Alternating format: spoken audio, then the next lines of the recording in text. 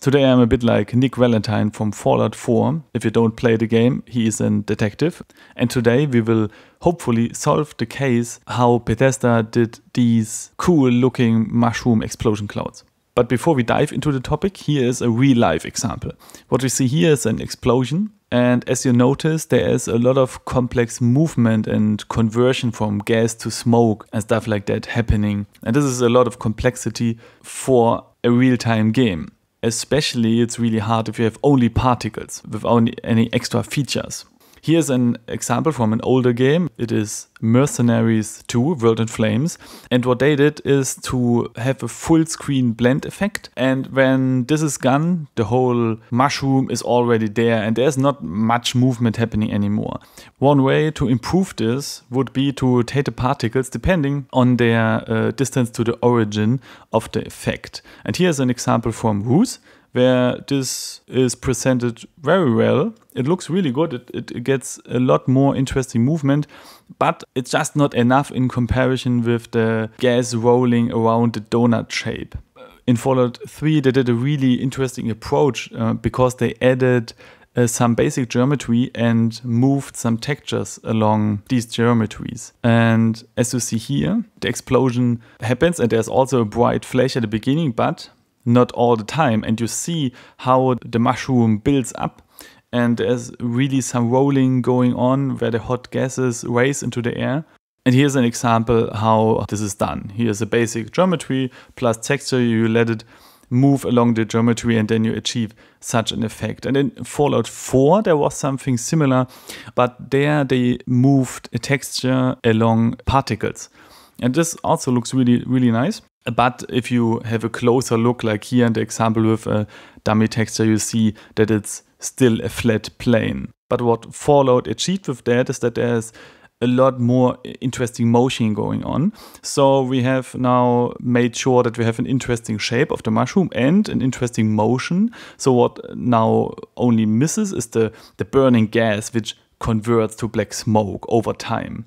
And I had no idea if this would be possible in an acceptable way in regarding performance. But then I saw this trailer from Battlefield 4 and there was a really stunning explosion and I really like how this fire dissolves over time into black smoke. But how could something like this be possible? The only idea I had was using a simulation software like FumeFX. Here you see an example, but it's not real time, it's pre-rendered, but you could render this explosion into a texture atlas and then play it back frame per frame in your game. And actually Epic did this for the Infiltrator demo, and I really recommend watching the video, which you can find in the description, because it's really interesting to see how their workflow was.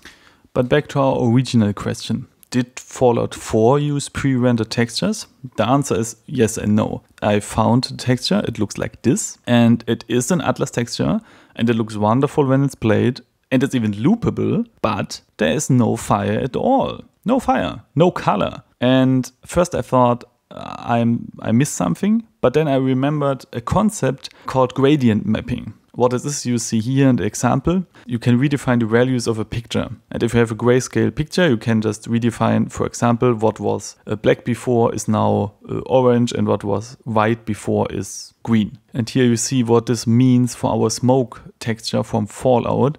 Here I defined orange, what was black before, and what was white is now black. And this looks more like what we want to achieve or what we already saw in the game. But there are two problems left. First, the fire and the smoke proportion don't change. So what we want is at the beginning should be only fire and at the end should be only black smoke. And we don't see any cloud silhouette. There's no transparency information. In fact, there is transparency information in the alpha channel of the Atlas texture, but if you apply it, it looks like that. And this is not what we saw in the game, right? In the game, the clouds were almost opaque, but here we have at least 50% transparency. And again, the solution seems to be gradient mapping. The alpha channel in the Atlas texture is used, but let's say overwritten or redefined via gradient mapping.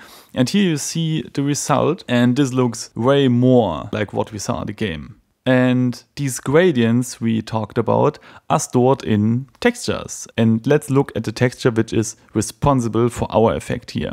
But this is a bit confusing, right? If you want to define a gradient, you only need a really small texture, which is maybe 1 pixel high and 256 pixels wide. So why do they use such quadratic textures? The reason is that they sample different parts of the texture over the lifetime of the particle. This is really, really cool because you see here in the example that over the lifetime of the particle, different lines of the texture are used, and so the colors change over time, and so they are able to convert fire into black smoke over time, which looks really, really interesting. And they do the same with the cloud shape. Here you see the alpha channel of this gradient texture, and also the shape, and of course the transparency information changes over time so that it fades out at the end. And I really, really like that they have a loopable animation, because with that you can set the lifetime of a particle to a really high amount, and the animation just loops and loops and loops. And since the color variation is handled separately, you still have your transition from at the beginning fire, at the end black smoke. If you would have baked this into one big atlas texture, then you would be bound to the frame count which you used in this atlas texture. And so it's really, really smart to handle this in a separate way. So I would say case closed. We have seen how they did it. I hope you really enjoyed it. I think it's a really, really cool trick. If you want, check out the article for some more details. I added some experiments I did for a better understanding and noted down some observations. I hope you liked the article, and see you soon.